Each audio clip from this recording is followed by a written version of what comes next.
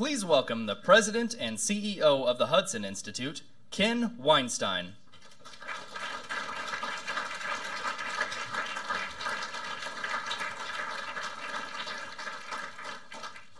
Well, good morning and welcome to the Betsy and Walter Stern conference room here at Hudson Institute. This morning I have the distinct honor of introducing a great public servant and a longtime friend of Hudson Institute. Friendship that goes back 3 decades to our wonderful time in Indianapolis, the Vice President of the United States, Mike Pence. We're delighted that he has chosen Hudson Institute as the venue for a major address on this administration's policy towards China. Here at Hudson, our mission is to promote U.S. international leadership in partnership with our allies, and we have a long tradition of cutting-edge policy work on Asia that dates to our founder, Herman Kahn. Today, this 5-decade tradition continues with work on U.S. grand strategy, on national security, on trade, on alliances and key partnerships, and how to face the unique challenge posed by the comprehensive and integrated strategy of the People's Republic of China, which we will hear about shortly. We've worked closely with key officials from both parties on Capitol Hill and with the Trump administration in these policy areas. In fact, just last week, the President of the United States praised our Director of Chinese Strategy, Mike Pillsbury, as the leading China expert. That being said, we are looking forward to these remarks from the Vice President. He is a remarkable and dedicated public servant with an exceptional grasp of complex policy issues. Without any further ado, please join me in welcoming a man I'm pleased to call my friend, the Vice President of the United States, Mike Pence.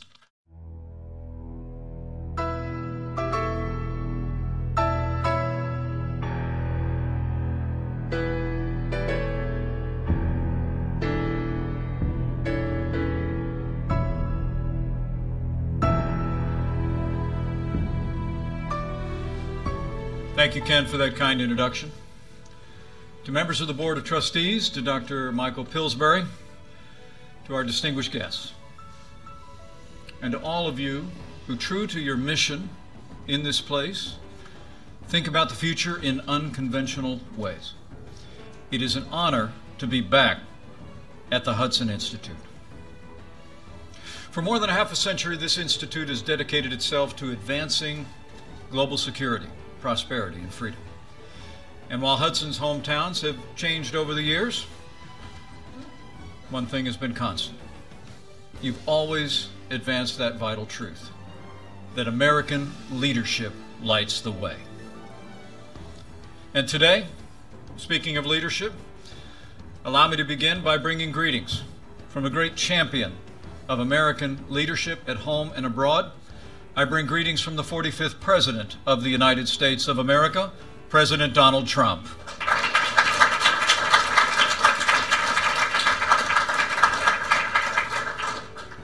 From early in this administration, President Trump has made our relationship with China and President Xi a priority. On April 6th of last year, President Trump welcomed President Xi to Mar-a-Lago. On November 8th of last year, President Trump traveled to Beijing, where China's leader welcomed him warmly. Over the course of the past 2 years, our president has forged a strong personal relationship with the President of the People's Republic of China, and they've worked closely on issues of common interest. Most importantly, the denuclearization of the Korean Peninsula. But I come before you today because the American people deserve to know that as we speak, Beijing is employing a whole-of-government approach, using political, economic, and military tools as well as propaganda to advance its influence and benefit its interests in the United States. China is also applying this power in more proactive ways than ever before to exert influence and interfere in the domestic policy and politics of this country. Under President Trump's leadership, the United States has taken decisive action to respond to China with American action, applying the principles and the policies long advocated in these halls. In our national security strategy that the President released last December, he described a new era of great power competition. Foreign nations have begun to, as we wrote, reassert their influence regionally and globally, And they're contesting America's geopolitical advantages and trying, in essence, to change the international order in their favor. In this strategy, President Trump made clear that the United States of America has adopted a new approach to China. We seek a relationship grounded in fairness, reciprocity, and respect for sovereignty. And we have taken strong and swift action to achieve that goal. As the President said last year on his visit to China, in his words, we have an opportunity to strengthen the relationship between our two countries and improve the lives of our citizens. Our vision of the future is built on the best parts of our past, when America and China reached out to one another in a spirit of openness and friendship. When our young nation went searching in the wake of the Revolutionary War for new markets for our exports, the Chinese people welcomed American traders, laden with ginseng and fur. When China suffered through indignities and exploitations during her so-called century of humiliation, America refused to join in and advocated the open door policy so that we could have freer trade with China and preserve their sovereignty. When American missionaries brought the good news to China's shores, they were moved by the rich culture of an ancient and vibrant people. And not only did they spread their faith, but those same missionaries founded some of China's first and finest universities. When the Second World War arose, we stood together as allies in the fight against imperialism. And in that war's aftermath, America ensured that China became a charter member of the United Nations and a great shaper of the post-war world. But soon after it took power in 1949, the Chinese Communist Party began to pursue authoritarian expansionism. It is remarkable to think that only 5 years after our nations had fought together, we fought each other in the mountains and valleys of the Korean Peninsula. My own father saw combat on that frontier of freedom. But not even the brutal Korean War could diminish our mutual desire to restore the ties that for so long had bound our peoples together. China's estrangement from the United States ended in 1972, and soon after we reestablished diplomatic relations. We began to open our economies to one another, and American universities began training a new generation of Chinese engineers, business leaders, scholars, and officials. After the fall of the Soviet Union, we assumed that a free China was inevitable. Heady with optimism at the turn of the 21st century, America agreed to give Beijing open access to our economy, and we brought China into the World Trade Organization.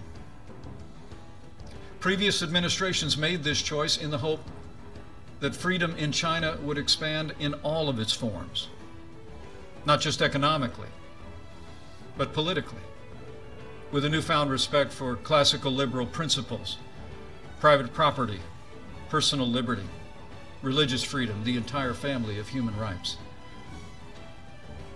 But that hope has gone unfulfilled. The dream of freedom remains distant for the Chinese people. And while Beijing still pays lip service to reform and opening, Deng Xiaoping's famous policy now rings hollow. Over the past 17 years, China's GDP has grown 9-fold. It's become the second largest economy in the world. Much of this success was driven by American investment in China.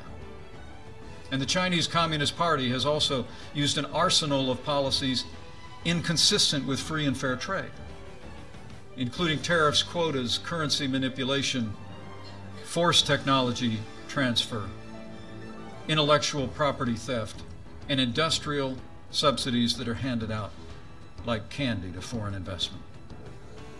These policies have built Beijing's manufacturing base at the expense of its competitors, especially the United States of America. China's actions have contributed to a trade deficit with the United States that last year ran to $375 billion, nearly half of our global trade deficit. As President Trump said just this week, in his words, we rebuilt China over the last 25 years. Now, through the Made in China 2025 plan, the Communist Party has set its sights on controlling 90% of the world's most advanced industries, including robotics, biotechnology, and artificial intelligence. To win the commanding heights of the 21st century economy, Beijing has directed its bureaucrats and businesses to obtain American intellectual property, the foundation of our economic leadership, by any means necessary. Beijing now requires many American businesses to hand over their trade secrets as the cost of doing business in China. It also coordinates and sponsors the acquisition of American firms to gain ownership of their creations. Worst of all, Chinese security agencies have masterminded the wholesale theft of American technology, including cutting-edge military blueprints. And using that stolen technology, the Chinese Communist Party is turning plowshares into swords on a massive scale. China now spends as much on its military as the rest of Asia combined. And Beijing has prioritized capabilities to erode America's military advantages on land, at sea, in the air, and in space. China wants nothing less than to push the United States of America from the Western Pacific and attempt to prevent us from coming to the aid of our allies. But they will fail. Beijing is also using its power like never before.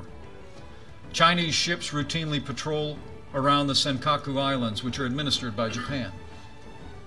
And while China's leader stood in the Rose Garden at the White House in 2015 and said that his country had, and I quote, no intention to militarize the South China Sea. Today, Beijing has deployed advanced anti-ship and anti-air missiles atop an archipelago of military bases constructed on artificial islands. China's aggression was on display this week when a Chinese naval vessel came within 45 yards of the USS Decatur as it conducted freedom of navigation operations in the South China Sea, forcing our ship to quickly maneuver to avoid collision. Despite such reckless harassment, the United States Navy will continue to fly, sail, and operate wherever international law allows and our national interests demand. We will not be intimidated, and we will not stand down.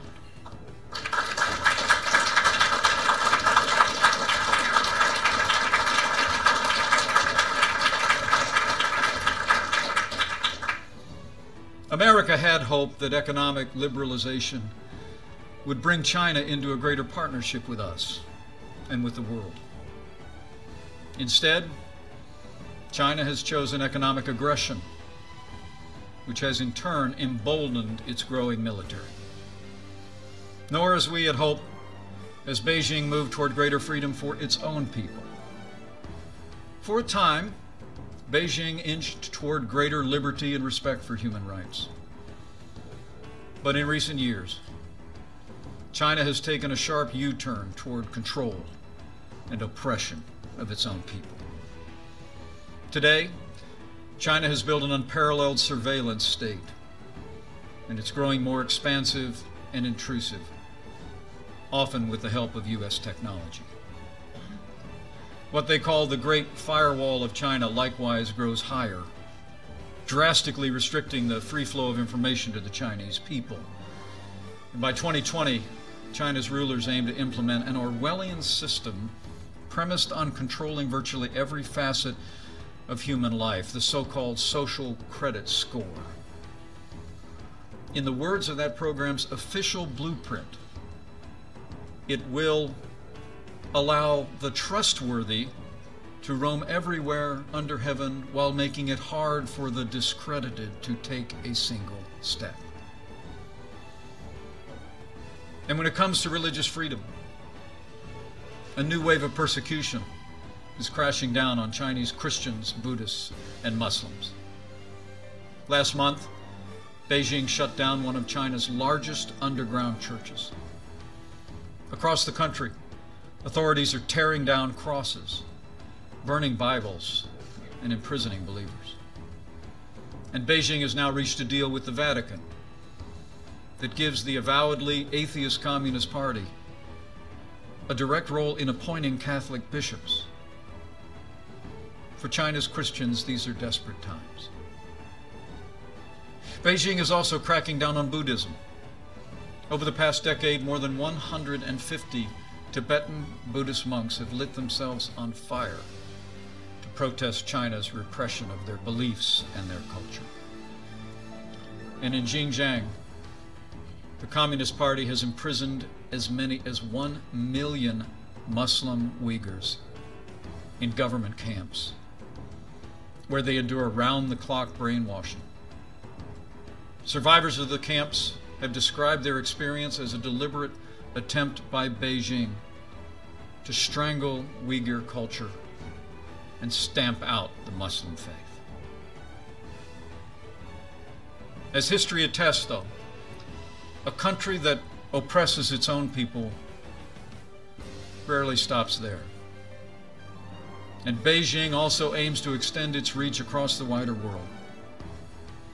As Hudson's own Dr. Michael Pillsbury has written, China has opposed the actions and goals of the United States government. Indeed, China is building its own relationships with America's allies and enemies that contradict any peaceful or productive intentions of Beijing.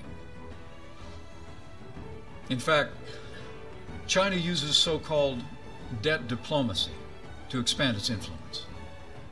Today, that country is offering hundreds of billions of dollars in infrastructure loans to governments from Asia to Africa to Europe and even Latin America.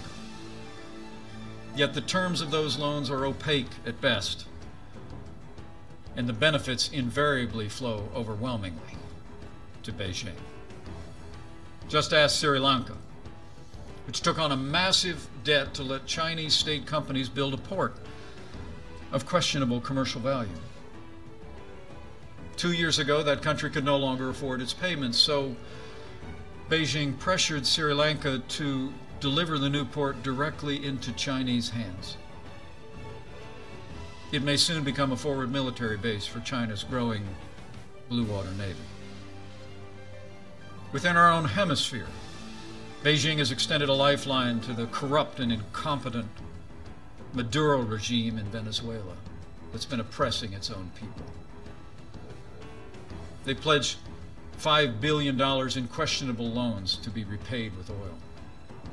China is also that country's single largest creditor, saddling the Venezuelan people with more than $50 billion in debt, even as their democracy vanishes. Beijing is also impacting some nations' politics by providing direct support to parties and candidates who promise to accommodate China's strategic objectives. Since last year alone, Chinese Communist Party has convinced 3 Latin American nations to sever ties with Taipei and recognize Beijing. These actions threaten the stability of the Taiwan Strait, and the United States of America condemns these actions. While our administration will continue to respect our One China policy, as reflected in the 3 joint communiques and the Taiwan Relations Act, America will always believe that Taiwan's embrace of democracy shows a better path for all the Chinese people.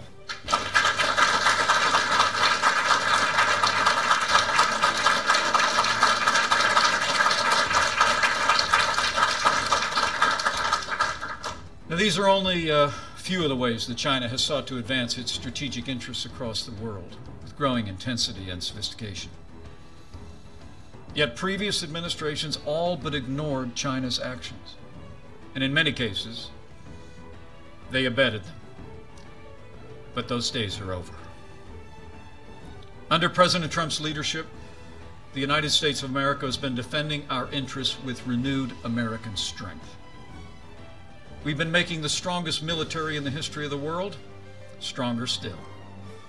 Earlier this year, President Trump signed into law the largest increase in our national defense since the days of Ronald Reagan.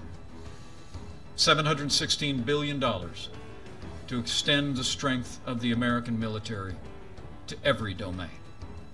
We're modernizing our nuclear arsenal. We're fielding and developing new cutting-edge fighters and bombers. We're building a new generation of aircraft carriers and warships. We're investing as never before in our armed forces. And this includes initiating the process to establish the United States Space Force to ensure our continued dominance in space, and we've taken action to authorize increased capability in the cyber world to build deterrence against our adversaries. At President Trump's direction, we're also implementing tariffs on $250 billion in Chinese goods, with the highest tariffs specifically targeting the advanced industries that Beijing is trying to capture and control. And as the President has also made clear, we will levy even more tariffs with the possibility of substantially more than doubling that number unless a fair and reciprocal trade deal is made.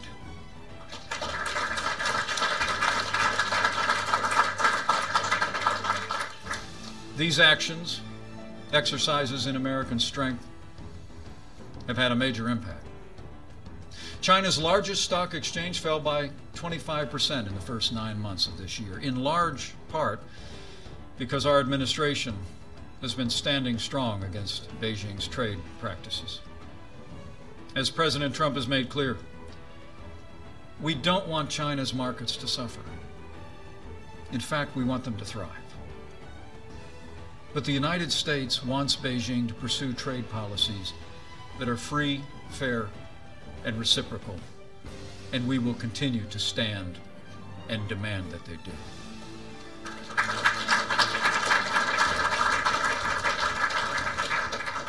Sadly, China's rulers thus far have refused to take that path. The American people deserve to know. In response to the strong stand that President Trump has taken, Beijing is pursuing a comprehensive and coordinated campaign to undermine support for the President, our agenda, and our nation's most cherished ideals. I want to tell you today what we know about China's actions here at home. Some of which we've gleaned from intelligence assessments, some of which are publicly available, but all of which are fact. As I said before, as we speak, Beijing is employing a whole-of-government approach to advance its influence and benefit its interests. It's employing this power in more proactive and coercive ways to interfere in the domestic policies of this country and to interfere in the politics of the United States. The Chinese Communist Party is rewarding or coercing American businesses, movie studios, universities, think tanks, scholars, journalists, and local, state, and federal officials. And worst of all, China has initiated an unprecedented effort to influence American public opinion, the 2018 elections, and the environment leading into the 2020 presidential elections. To put it bluntly, President Trump's leadership is working, and China wants a different American president.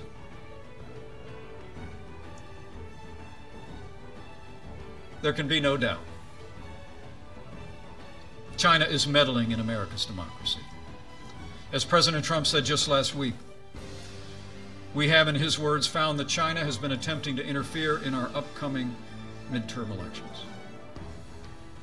Our intelligence community says that China is targeting U.S. state and local governments and officials to exploit any divisions between federal and local levels on policy. It's using wedge issues like trade tariffs to advance Beijing's political influence. In June, Beijing itself circulated a sensitive document entitled Propaganda and Censorship Notice. It laid out its strategy. It stated that China must, in their words, quote, strike accurately and carefully, splitting apart different domestic groups in the United States of America. To that end, Beijing has mobilized covert actors, front groups and propaganda outlets to shift Americans' perception of Chinese policy. As a senior career member of our intelligence community told me just this week, what the Russians are doing pales in comparison to what China is doing across this country. And the American people deserve to know it. Senior Chinese officials have also tried to influence business leaders to encourage them to condemn our trade actions, leveraging their desire to maintain their operations in China. In one recent example, China threatened to deny a business license for a major U.S. corporation if they refused to speak out against our administration's policies. And when it comes to influencing the midterms, you need only look at Beijing's tariffs in response to ours. The tariffs imposed by China to date specifically targeted industries and states that would play an important role in the 2018 elections. By one estimate, more than 80% of U.S. counties targeted by China voted for President Trump and I in 2016. Now China wants to turn these voters against our administration. And China is also directly appealing to American voters. Last week, the Chinese government paid to have a multi-page supplement inserted into the Des Moines Register, the paper of record of the home state of our ambassador to China, and a pivotal state in 2018 and 2020. The supplement, designed to look like the news articles, cast our trade policies as reckless and harmful to Iowans. Fortunately, Americans aren't buying it. For example, American farmers are standing with this president and seeing real results from the strong stance that he's taken, including this week's U.S.-Mexico-Canada agreement, where we've substantially opened North American markets to U.S. products. The USMCA is a great win for American farmers and American manufacturers.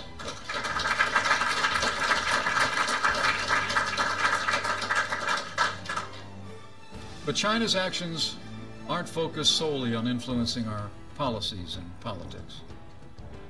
Beijing is also taking steps to exploit its economic leverage and the allure of their large marketplace to advance its influence over American businesses.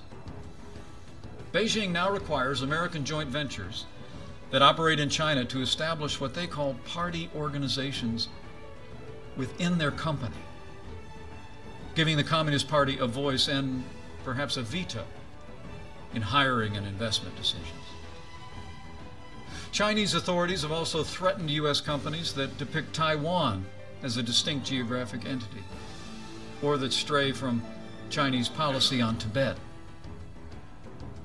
Beijing compelled Delta Airlines to publicly apologize for not calling Taiwan a province of China on its website. And it pressured Marriott to fire a U.S. employee who merely liked a tweet about Tibet. And Beijing routinely demands that Hollywood portray China in a strictly positive light. It punishes studios and producers that don't. Beijing's censors are quick to edit or outlaw movies that criticize China, even in minor ways. For the movie World War Z, they had to cut the script's mention of a virus because it originated in China. The movie Red Dawn was digitally edited to make the villains North Korean, not Chinese. But beyond business and entertainment, the Chinese Communist Party is also spending billions of dollars on propaganda outlets in the United States, and frankly around the world. China Radio International now broadcasts Beijing-friendly programs on over 30 U.S. outlets, many in major American cities. The China Global Television Network reaches more than 75 million Americans, and it gets its marching orders directly from its Communist Party masters. As China's top leader put it during a visit to the network's headquarters, and I quote, "The media run by the party and the government are propaganda fronts and must have the party as their surname." It's for those reasons and that reality that last month the Department of Justice ordered that network to register as a foreign agent. The Communist Party has also threatened and detained the Chinese family members of American journalists who pry too deep. And it's blocked the websites of U.S. media organizations and made it harder for our journalists to get visas.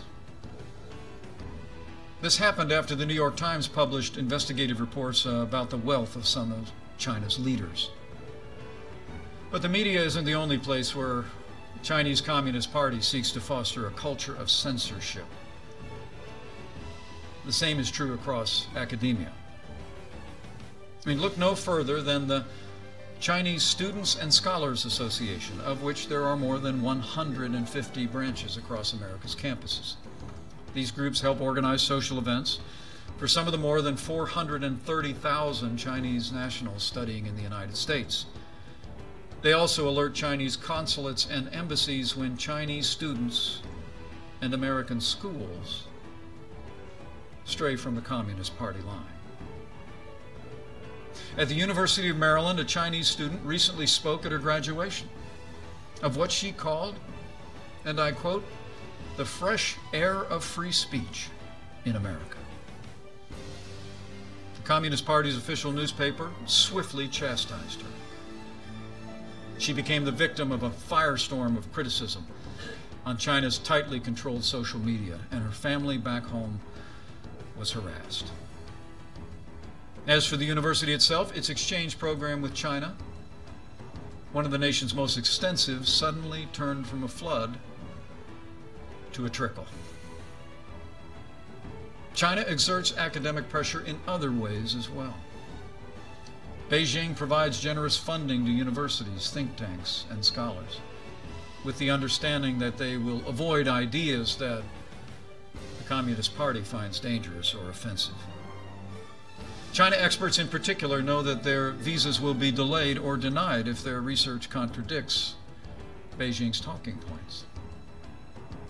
And even scholars and groups who avoid Chinese funding are targeted by that country, as the Hudson Institute found out firsthand.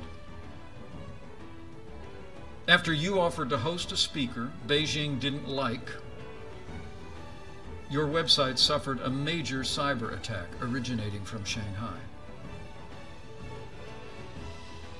The Hudson Institute knows better than most that the Chinese Communist Party is trying to undermine academic freedom and the freedom of speech in America today. These and other actions taken as a whole constitute an intensifying effort to shift American public opinion and policy away from the American First leadership of President Donald Trump. But our message to China's rulers is this: this president will not back down.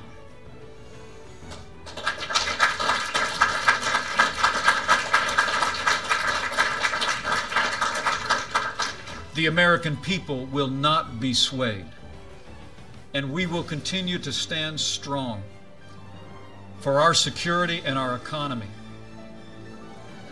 even as we hope for improved relations with Beijing. Our administration is going to continue to act decisively to protect America's interests, American jobs, and American security. As we rebuild our military, we will continue to assert American interests across the Indo-Pacific. As we respond to China's trade practices, we will continue to demand an economic relationship with China that is free, fair, and reciprocal. We will demand that Beijing break down its trade barriers, fulfill its obligations, fully open its economy, just as we have opened ours. We'll continue to take action against Beijing until the theft of American intellectual property ends once and for all.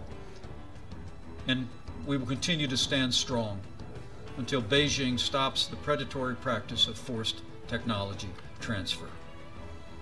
we will protect the private property interests of American enterprise.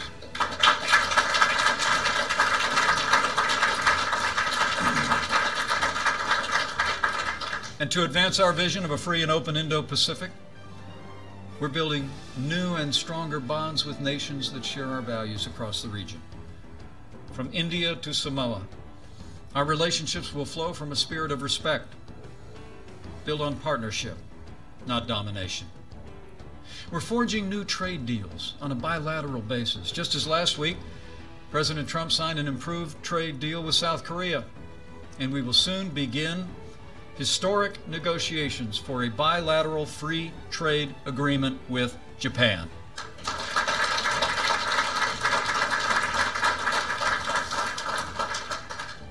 I'm also pleased to report that we're streamlining international development and finance programs. We'll be giving foreign nations a just and transparent alternative to China's debt trap diplomacy. In fact, this week, President Trump will sign the BUILD Act into law. Next month, it'll be my privilege to represent the United States in Singapore and Papua New Guinea at ASEAN and APEC. There, we will unveil new measures and programs to support a free and open Indo-Pacific. And on behalf of the President, I will deliver the message that America's commitment to the Indo-Pacific has never been stronger.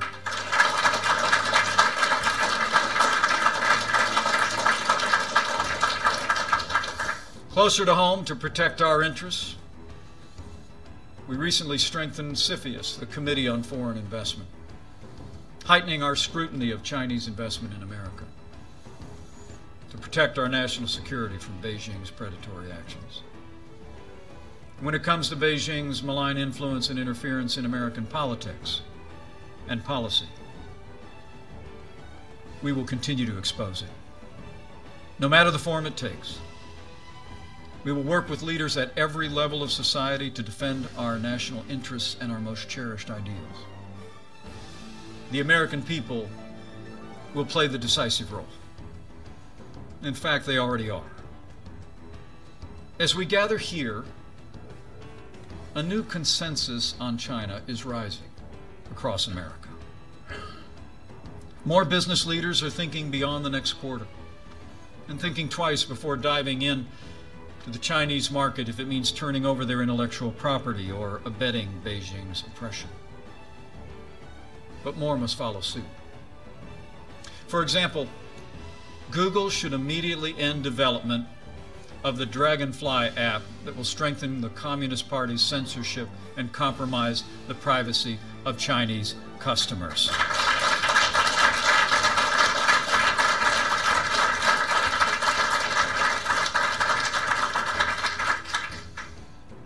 It's also great to see more journalists reporting the truth without fear or favor, digging deep to find where China is interfering in our society and why. And we hope that American and global news organizations will continue to join this effort on an increasing basis. More scholars are also speaking out forcefully and defending academic freedom, and more universities and think tanks are mustering the courage to turn away Beijing's easy money, recognizing that every dollar comes with a corresponding demand. And we're confident that their ranks will grow. And across the nation, the American people are growing in vigilance, with a newfound appreciation for our administration's actions and the President's leadership to reset America's economic and strategic relationship with China. Americans stand strong behind a president that's putting America first. And under President Trump's leadership, I can assure you, America will stay the course. China should know that the American people and their elected officials in both parties are resolved. As our national security strategy states, we should remember that competition does not always mean hostility. nor does it have to. The President's made clear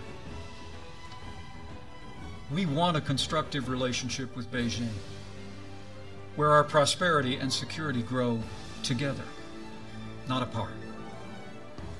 While Beijing has been moving further away from this vision, China's rulers can still change course and return to the spirit of reform and opening that characterize the beginning of this relationship decades ago. The American people want nothing more, and the Chinese people deserve nothing less. The great Chinese storyteller, Lu Xun, often lamented that his country, and he wrote, has either looked down at foreigners as brutes or up to them as saints, but never as equals. Today, America is reaching out our hand to China. And we hope that soon Beijing will reach back with deeds, not words, and with renewed respect for America.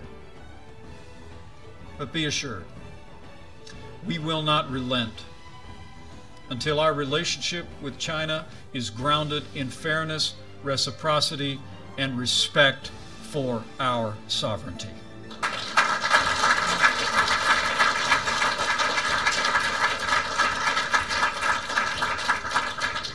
There's an ancient Chinese proverb that reads, "Men see only the present, but heaven sees the future." As we go forward, let us pursue a future of peace and prosperity with resolve and faith. Faith in President Trump's leadership and vision, and the relationship that he has forged with China's president. Faith in the enduring friendship between the American people and the Chinese people. And faith that heaven sees the future. And by God's grace, America and China will meet that future together. Thank you. God bless you. And God bless the United States.